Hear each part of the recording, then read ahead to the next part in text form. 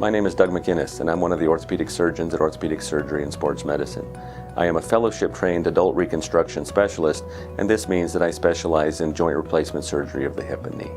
The development of arthritis is believed to be based on two primary factors. The first and probably most important of these is genetics, in that the development of arthritis tends to occur in multiple family members through multiple generations. The second group of factors are environmental, including recreational activities such as running or impact sports, as well as occupational activities such as physically demanding laboring jobs. The diagnosis of knee arthritis is based on three equally important findings. The first of these is taking the patient's history, which allows us to assess how disabled the patient has become by their arthritis and what steps they have previously taken.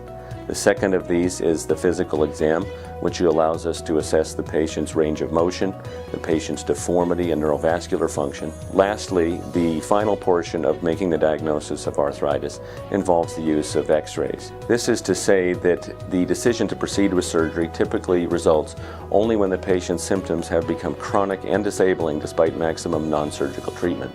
Once the day of surgery arrives, the patient arrives 1 to 2 hours early in order to be prepared for surgery. The patient will be then taken to the operating room and induced under appropriate anesthesia. We do not truly remove the ends of the bone. Rather, we remove a very small amount of bone with the residual cartilage which is present in order to prepare those bones for the implantation of the definitive prostheses. Midway through the surgery, we perform what is known as a trial process.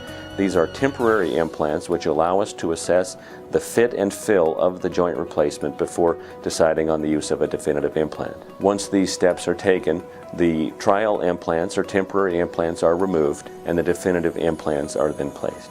The most important aspect of a patient's care at home after their surgery is maintaining mobility. Physical therapy exercises will be taught to the patient in order to maintain strength and range of motion, but even more important is getting up and moving on a regular basis.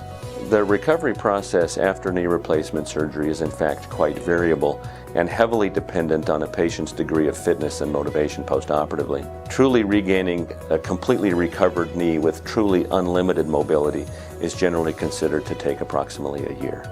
There are a number of variations on how a knee replacement can be performed, and I am certainly capable of utilizing any or all of these techniques based on my discussions with my patients. This illustrates the fact, however, that the most important part of the decision-making process is in fact the doctor-patient relationship. I thank you for your time in watching this video, and I hope that you found it helpful in determining whether a knee replacement is right for you.